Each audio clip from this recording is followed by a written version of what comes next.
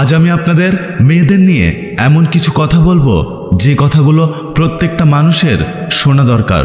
দেখতে থাকুন ভিডিওটি শেষ পর্যন্ত। নারীকে নষ্ট বলার অধিকার কোনো পুরুষের নেই, কারণ কোনো পুরুষের স্পর্শ ছাড়া কোনো নারী নষ্ট হয় না।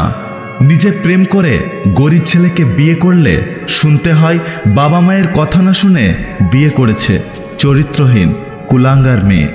আর বাবা মার দেখা বড়লোক ছেলেকে বিয়ে করলে শুনতে হয় মেয়েটা টাকার লোভে বিয়ে করেছে। আমাদের সমাজ কন্যা সন্তান চায় না, কিন্তু সুন্দর পুত্রবধূ চাই।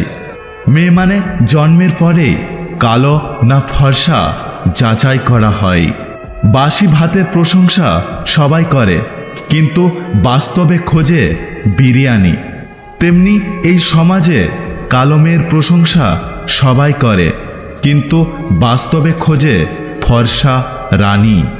যে মেয়েটা আপনার বুকে ঘুমোয় সে আপনার কন্যা, যে মেয়েটা আপনার পাশে ঘুমোয় সেটা আপনার বউ, যে মেয়েটা আপনার পাশের রুমে ঘুমোয় সেটা আপনার আদরের ছোট বোন, আর যে মেয়ে আপনার জন্য নিজের ঘুম নষ্ট করে সে আপনার মমতাময়ী মা।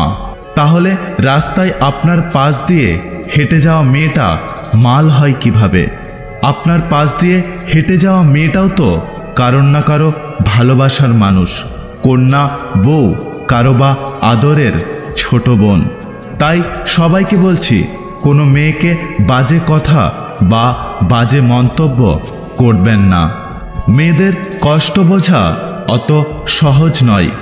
তাদের সেই বাড়িতেই জায়গা হয় না যে বাড়িতে তাদের জন্ম হয়। মানুষ বড়লোক হলে ভুলে যায় সে একদিন গরিব ছিল, টিচার হলে ভুলে যায় সেও একদিন স্টুডেন্ট ছিল। ঠিক তেমনি অধিকাংশ মায়েরা শাশুড়ি হলে ভুলে যায় যে সেও একদিন বৌমা ছিল।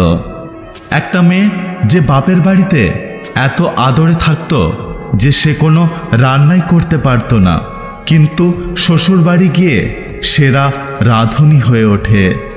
ফ্যামিলির দিকে তাকিয়ে নিজের সব ইচ্ছে, সব আশাগুলোকে বিসর্জন দেওয়ার নাম হলো মেয়ে।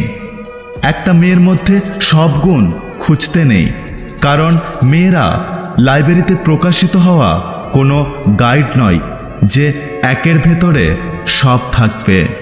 যতদিন তোমার মুখ বন্ধ ততদিন তুমি সবার কাছে মিষ্টি।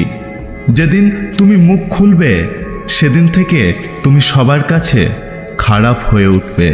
ভুল মানুষের প্রেমে পড়া মেয়েগুলো একসময় বাঁচতে শিখে যায়, কিন্তু হাসতে ভুলে যায়। আমাদের এই সমাজ থেকে কন্যাদান শব্দটি উঠিয়ে দেওয়া উচিত, কারণ মেয়েরা কোনো দানের সামগ্রী নয়। মেয়ে মানে শ্বশুর বাড়ির সব নির্যাতন সহ্য করে নিজের পরিবারকে বলতে হয়, আমি বড্ড সুখে আছি।